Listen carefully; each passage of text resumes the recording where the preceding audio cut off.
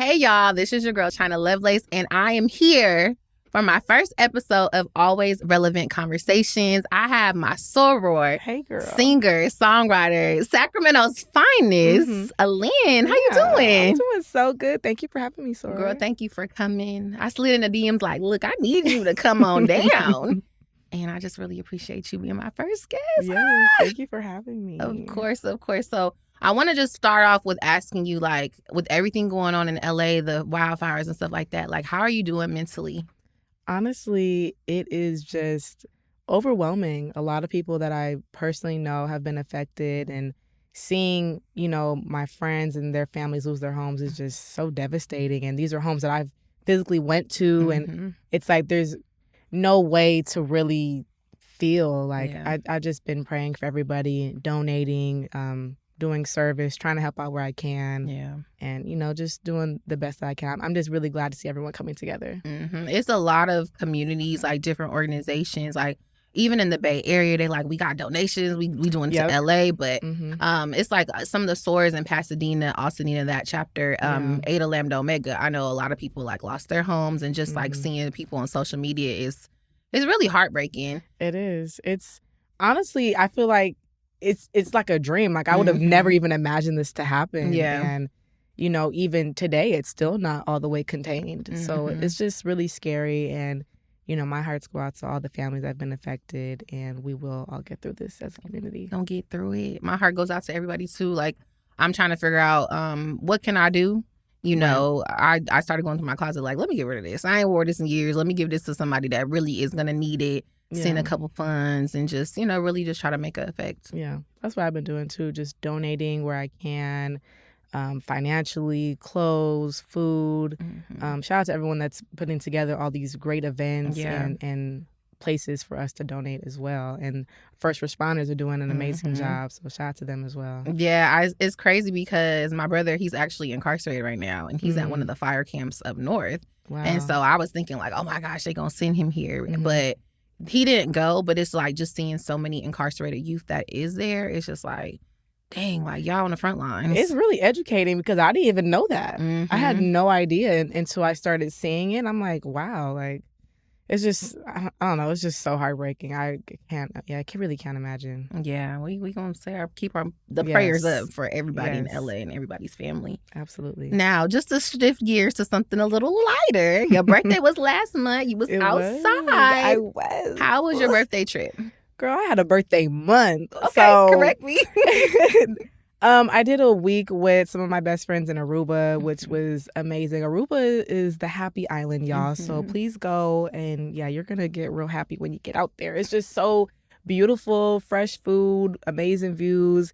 And then the day of my birthday, I went and had a spa day. I love a good spa day. Girl. I love to get pampered.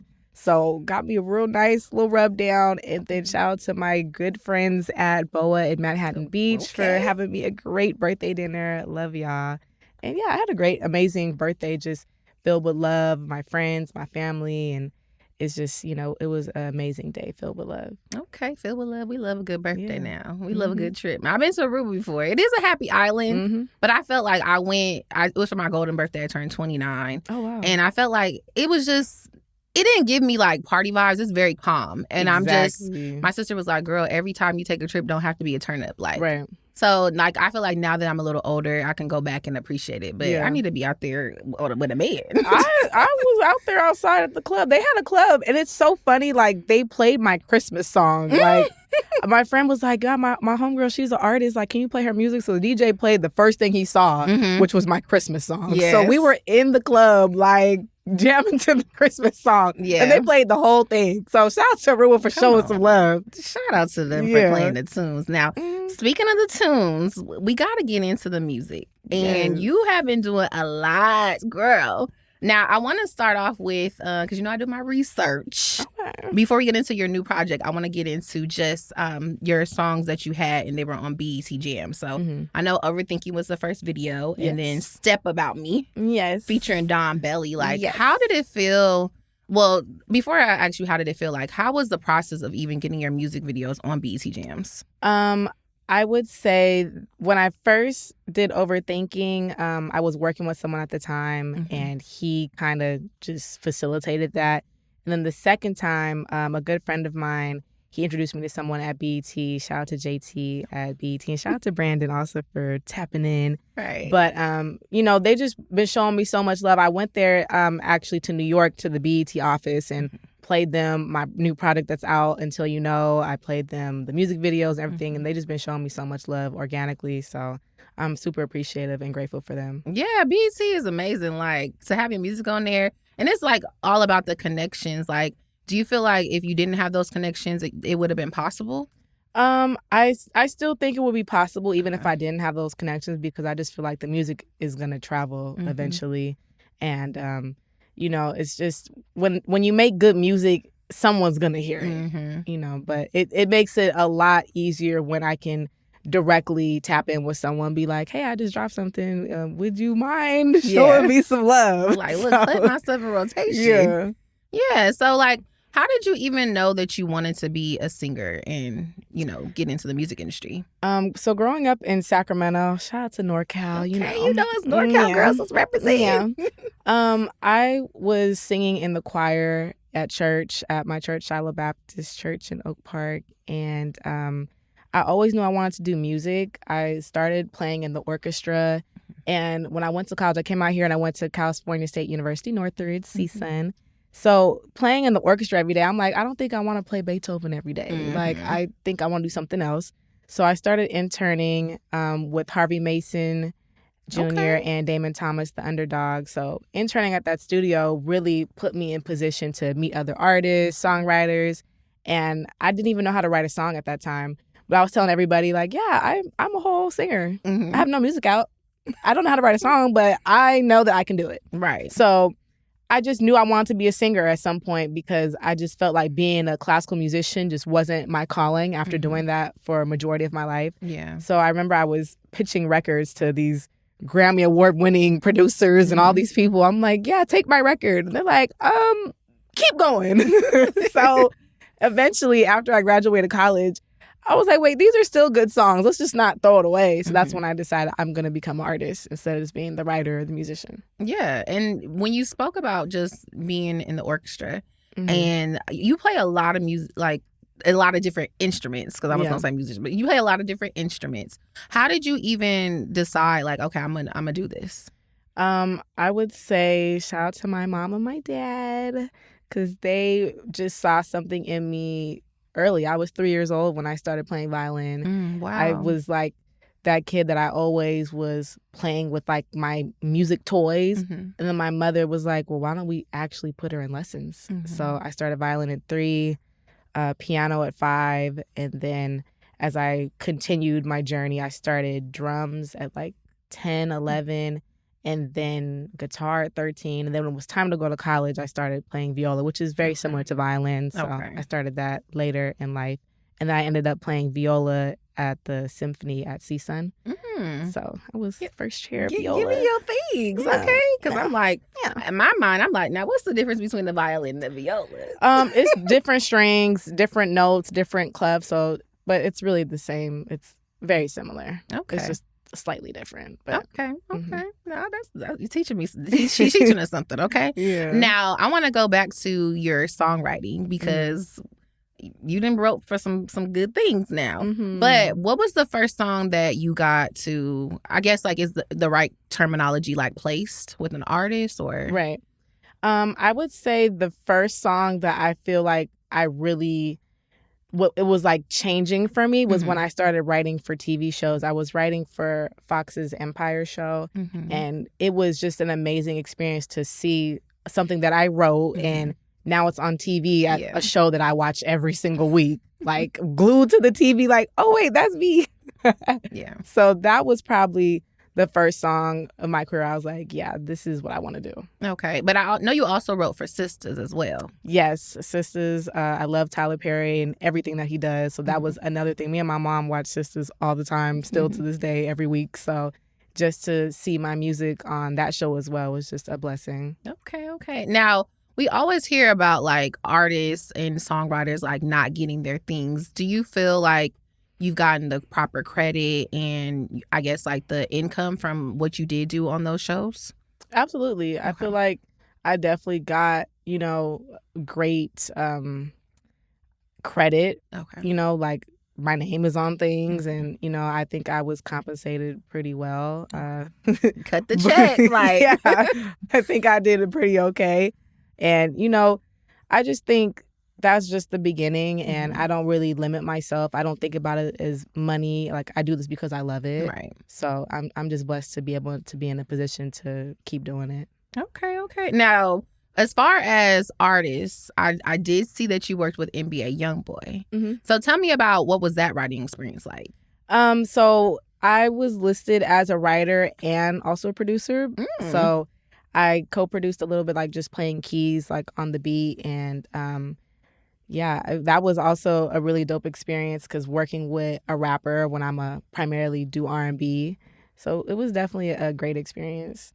Okay, that's what's up. Because I feel like in my mind, it seems like you can write for anything, but is it different from TV to artists? Like, do you have to put on a different type of hat? I would say it really just depends. Like, if I'm writing for a TV show, they might give me like a script, or they might give me like, hey, this is the scene. Can you create something that fits this scene? So if it's like a sexy scene or a breakup scene or whatever it is. And then artists, I just feel like since I'm an artist, I could write for any artist. It's just, being able to be a people person. And that also comes from my background of growing up in Sacramento. It's such a melting pot. I'm able to relate to different people from different backgrounds. So writing for people to me is just like, let me get in your head and see what you're thinking, and let's create something. Okay, period. Now, you just mentioned Sacramento, the capital of our great state. The capital, yeah. Now, I do not have the Bay Area. No shade to the Bay, okay? Okay, we got the Bay is always in the area. Yeah. Oh, Lord. Just for the people that don't know, because people always think Sacramento is the Bay, and I'm like, it is not. They do, and I'm happy that Victoria Monet was like, and stop calling it the Bay, because it ain't no Bay in the area. Yeah, no, it's sure not. But I have a segment called Turf Talk. Okay. So we're going to get into Sacramento, and just tell me, like, from being there, like, what's your favorite part of being from Sacramento? I would say my favorite part of being from Sacramento, oh my goodness, there's so many things that I love about my city, honestly. I think it's just like how diverse it is, honestly, because it's like not just one area. Like you can't say Sacramento is just like the suburbs or just the hood. Like it's like a little bit of both. Yeah. So it's like I was just able to be around so many different type of people. I feel like that's why I'm so well-rounded now. For sure. Now, if someone has never been to Sacramento, what would you suggest them to do as far as like they want to go out and have a good time? So now, when I was growing up, not gonna lie, Sacramento was a little turned down. Yeah. But now I go home now, I'd be like, wow, this is nice. Like it got no roaches and it got no roaches or nothing. Okay. But no, they have this Doco area now, the downtown. I'll go to Punch Bowl, get me a nice little drinky, a little appetizer or something. Go to the new arena, go watch the game. They have this place called Tiger. That's pretty lit. But yeah, downtown Sacramento kind of lit now. I'm not gonna lie. I like it. Now, when I go out there and I kick it with my friends, we be going to Blue Q. Have you been there? Blue Q? Oh, yep. I done been to Blue Q. I done have some nights at Blue Q, playing my little pool and yeah. Right. It gets active at Blue Q. It do. Go on the right night. Yeah. It be lit up in there. Now, what's the best place to eat in Sacramento? Ooh. Like, when you get home and you be like, I ain't had this in a minute. Like, what do you have to go hit up? In NorCal, it's so many like Asian restaurants, and like it's a lot of Vietnamese food, a lot of Chinese food. Like I like to go hit up, the Asian areas, get me some pho. Honestly, like I like to go over there. Okay. See, when I go, I never had pho. It's one. It was one like Asian restaurant I went to like when I was living out there. I can't remember the name, but this is, you might think it's mid, but I like Chando's. Chando's tacos. They got like the one. I like to go to the one by the mall.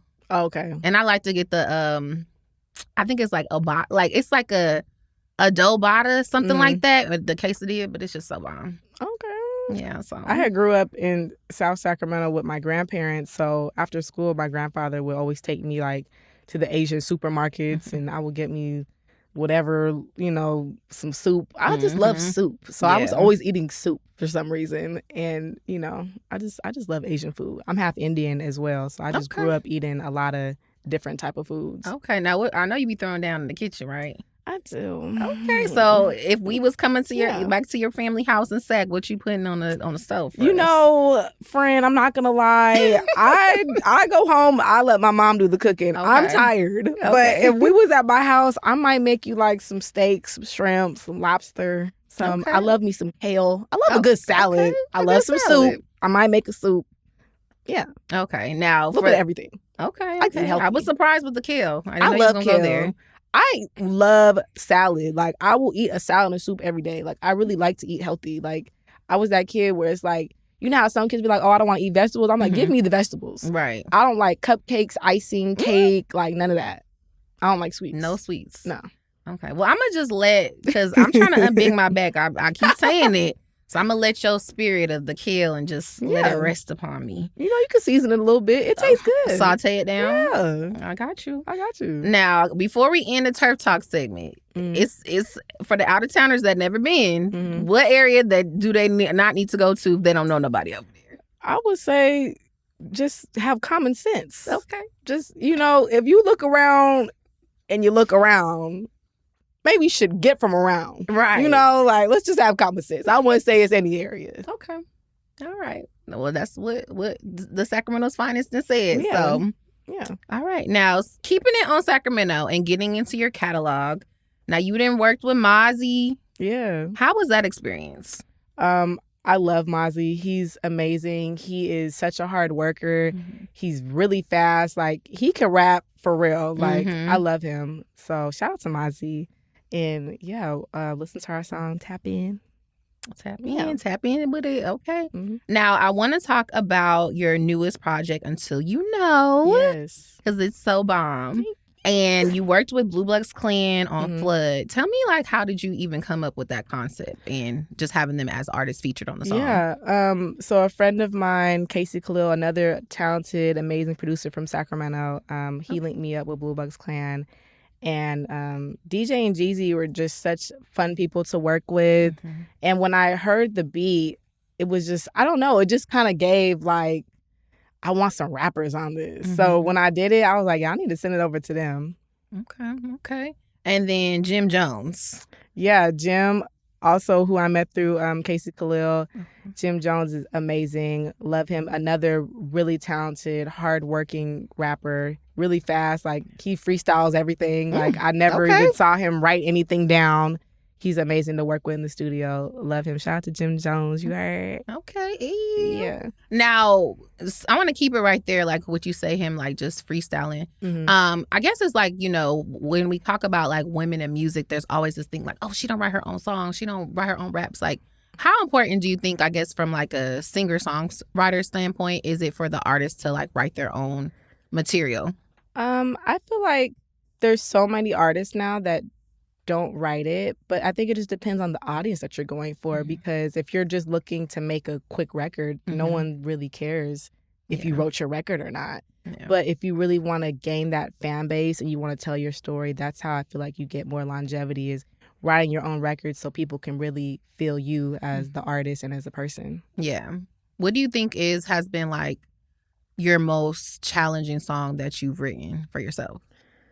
Or maybe challenging, and I want to say most personal as well. Most personal. I think my most personal song was probably Overthinking and also Temporary Feelings, just because I'm speaking about how I could be in a room full of people and still feel alone. Yeah. I battle with anxiety, depression, and there were times where I'm smoking too much and drinking too much because I just don't want to deal with certain things. Yeah. So it was, raw emotion, and those are some of my top songs that people listen to. And they are. It's great music, but if you really listen, your girl was going through it. Yeah. But I think that when you are giving this is what I'm going through, I'm putting it all out there.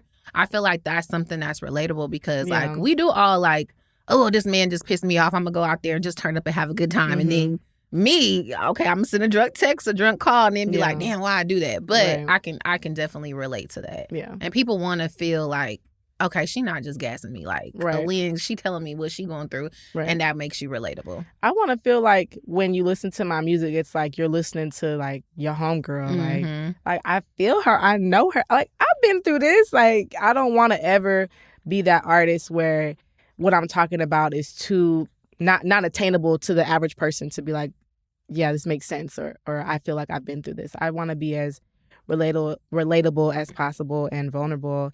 And sometimes it is scary because it's like, what if people listen to this and be like, oh my God, what's wrong with her? Right, yeah.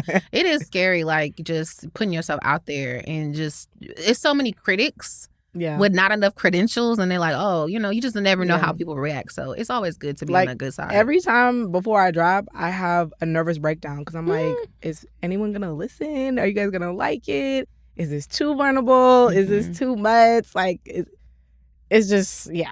But shout out to everyone that has been listening and will listen in the future. And I'm just, we on this journey together, y'all. And we in here. Now, before we get into you being on tour with K-Camp last year, I want to talk about Lick Back. Because I also feel like that's for the girls. Like, let me take my earrings off. I'm getting my lick back. But just tell me, like, how did you come up with that concept and just talk about how important it was for you just to, use the musician side of you with the violin? Or was it... That was the viola, actually. But I did play a little violin in there, too. But okay. Yes. The concept behind Lick Back was really just so simple. I've been cheated on like most women have, and it's not fun. And there's so many different ways to get your lick back. I've had so many people ask me, so what did you do to get your lick back? And it wasn't like I went out here and just wilded out. It could be like, I just bossed up. Like, you know what? I'm going to go on a trip tomorrow just because I can. Or I'm going to go do the best with my music and, just and keep elevating.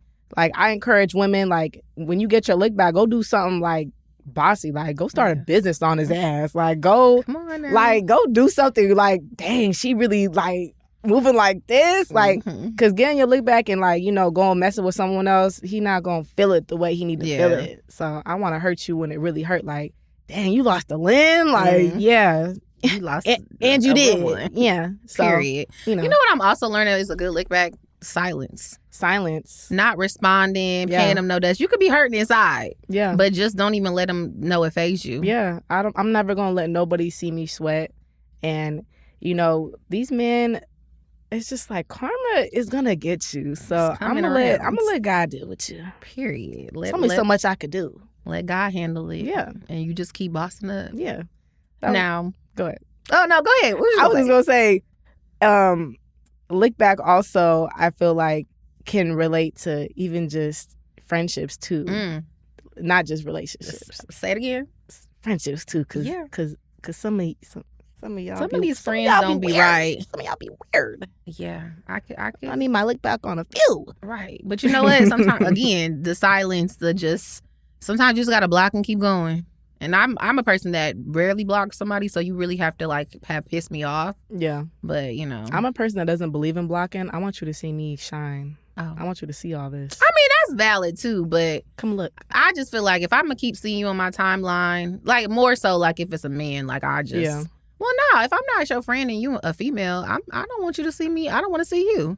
I feel like it's more from me seeing them. Like, I don't want to see you on my timeline. Yeah, but you could just unfollow them. But blocking means they can't see you. I want you to see this greatness. Come true. Watch. That's true. Tune in. Man, I'll put that as maybe a goal for the year, not blocking people. That number is going to be blocked, though. And now, I want to talk about your tour experience. In November, you were on tour with K-Camp for the Beautiful Conversations tour. You was city to city, state to state. Yes. Now, just tell me, how was your experience, and how did you even get, selected to go on tour with K-Camp? Yeah, K-Camp is a good friend of mine as well. Shout out to K-Camp. He's amazing. Tour was, honestly, that was my first tour, my first ever tour. And it was just such an amazing experience. Like, I was just really received well by the audience, and it was just such a great experience to go from city to city and then people knowing my music and knowing who I am and really being able to connect with new fans, connect with new people. It was just a really great experience, and I can't wait to do it again. Okay. If you could go on tour with, like, anybody, who would you want to go on tour with?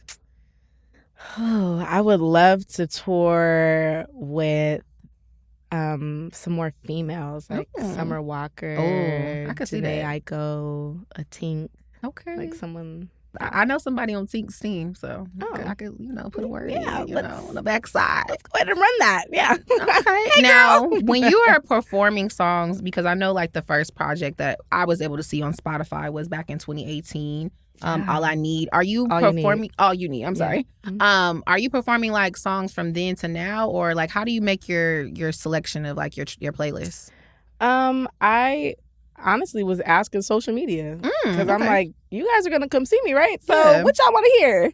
But even besides that, I think I performed songs that I just felt good to perform because some of my music is heartbreak. Yeah. So I didn't want to perform 4 heartbreak songs back to back. So I'm like, let's, switch it up a little bit. Okay. So I just kind of picked a different vibe. So I had like, I think 7 or 8 songs I did on tour. So I just did a song for each vibe. I had a heartbreak vibe. I had a Step Out Me, a little up-tempo vibe, I had a viola moment. And that was one of my favorite moments, was being able to showcase my talent and really play my instrument, because we don't really see too many artists in general, especially playing an instrument like a viola. I haven't seen anyone do that. No, I was gonna ask you about that, but you just you in my head, and that's good though. That means we vibing. Yeah. But just to see you on stage, like singing and then bringing out your viola, because some people have probably never even seen that. Like, they probably thought it was a violin, like I did. Right. But how did you? Because I know like you were talking to fans and stuff like that, or just like new people that you met at the show. But what was some of the feedback that they got just seeing you playing the viola?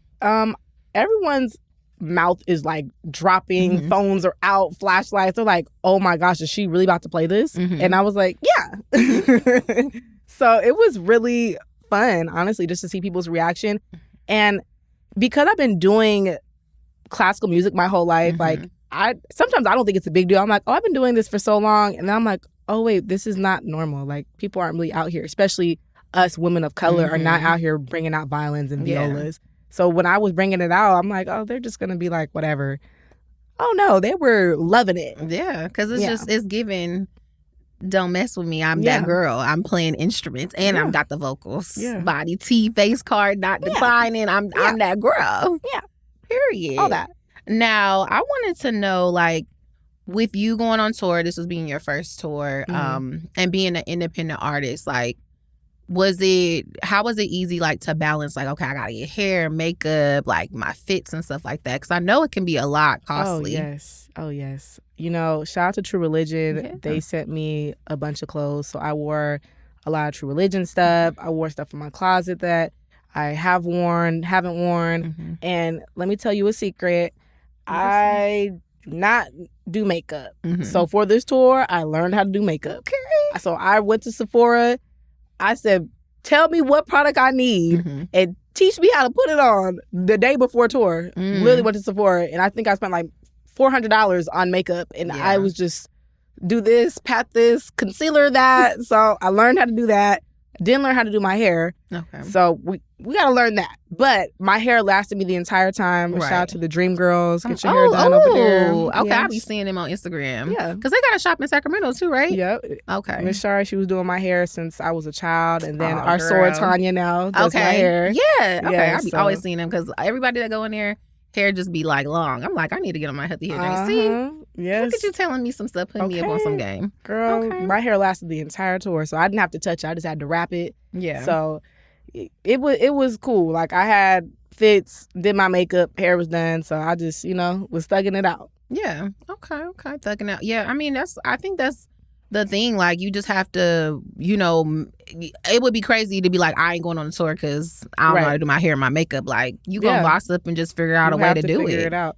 I just had a conversation with someone about having to step into roles because sometimes people will be like, oh, well, you can't do everything. Yeah. But sometimes when you don't have it, you have to do everything. Yeah. So if I don't have a stylist, I got to be a stylist. If I don't have makeup or hair, I have to learn how to do it. If I don't have a booking manager or a tour or whatever, I have to be on that and make sure things are done the way I want it to be done. Yeah. So there's nothing wrong with being a team of me, because I had been a team of me for many years. You know, sometimes you got to do it until you get to that position to where you can have those people around. Yeah. And now, speaking to get into a position of having those people around and things like that, I know you're independent, but would there be anything that would make you change and like sign to a major label?